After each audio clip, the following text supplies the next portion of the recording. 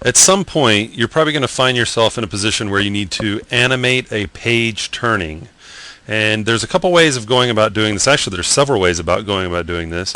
But I'm going to show you a couple, and then you can decide what works best for you. To start, let's go ahead and build a page. I'm just going to build it out of a flat plane.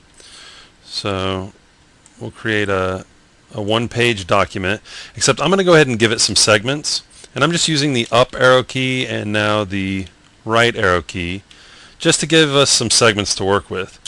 And here's our object. Now, I can also, depending on how close I get to it, how much detail I want, I can also turn this into subpatches, which I'm going to go ahead and do and hit the tab key.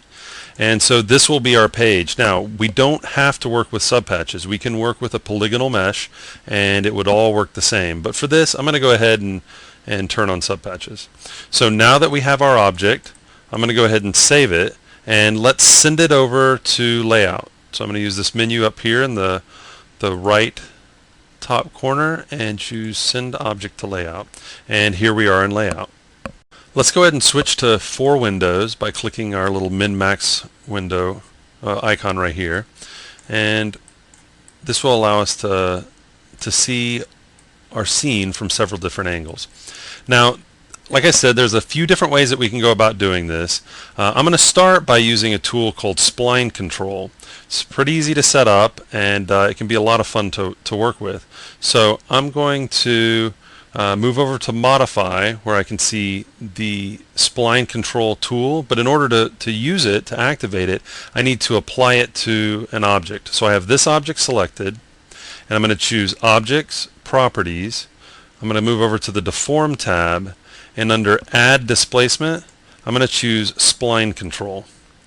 It adds it to our list here, and if I double click, we get a window right here to work with. I'm going to leave that window open, but I'll close the Object Properties tab, and I'm going to activate Spline Control.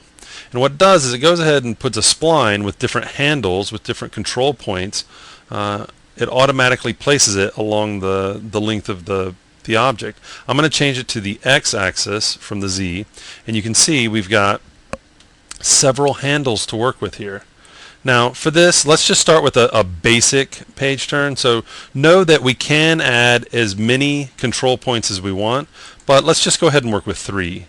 So I'll use 3, and I'll just kick this off to the side, and let's take a look at animating our page. Well, first, let's see how this works. I'm going to move over to, let's just say, frame 3. I'm not going to be too picky about the timing on this. I just want to show you more of the functionality of using spline control. So I'm going to raise the middle control point up, maybe move out the page a little bit, move over to frame 6, and let's start turning the page, and I'll come up like so. Now we're losing the sight of our page because our page is a single-sided polygon, which we'll be touching base on the surfacing later on. But let's go jump over to the surface editor and turn on smoothing and double-sided. So now we can see the page. It'll just make it easier so that we can see what's going on. Okay, and then I'll move over to frame 9, and let's have this guy come down. I'll go ahead and close this. We can skip this window. We can always open it back up again if we want. I just want the screen real estate. Okay, and let me just kind of flip through here. Okay, and maybe on frame 12, I'll have this rest down. Okay, so it's a basic page turn. It's not very detailed. We can always add more control points here that we can work with to make a page flip, but without doing much work at all, with just using the spline control tool, I've got a page turning here, and that could work again depending on the look we're going for.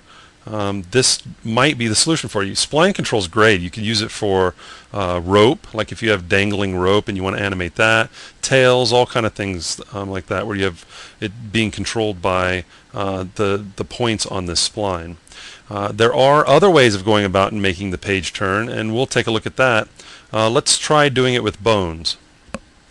First, let's go ahead and take spline control off. I'm going to move over to the move tool, which drops the ability to animate. If you want to work with spline control, you need to have spline control selected. But I'm going to jump over to move, go to object, properties, and I'm just going to uncheck it. I don't have to remove it. I can just uncheck it, and then it deactivates the tool. So I can close that, scrub through just to make sure. Yep, we're set. And now let's draw some bones in our object. To do this, I'm going to go ahead and just work in this window. Let me maximize the window, and we're going to draw some bones. So we'll move over to the Setup tab, and I'm going to use Draw Child Bones because I'm going to draw more than one. And we'll start, say, from the center and just kind of create a few bones to work with, like so.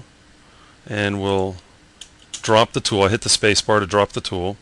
Now the bones aren't active yet. When you create bones, they're there, but they won't actually deform the geometry until you turn bones on. So now the bones are on, and we can go ahead and start our animation. Okay, so let's start animating. I'm pretty lazy animator, so I'm gonna animate multiple bones at the same time. I'm gonna move over to, let's just go to frame 5, and I'm gonna select, I'm using the middle mouse button, and I'm selecting multiple bones, and I'm just gonna rotate them up, and then I'm going to go ahead and on frame, let's say on frame 10, we're going to start rotating the page. So I'm actually going to on this keyframe, on keyframe 5, I'm going to take this bone and keyframe it so it doesn't start automatically. From 0 to 5 it'll sit still, and then on frame 10 let's rotate the page up like that, and we've got auto key on, so it's automatically creating that keyframe. And then on frame 15, I'm gonna move the page. Actually, let's just move it all the way down. We can always adjust these keyframes, so we'll move it all the way down like that.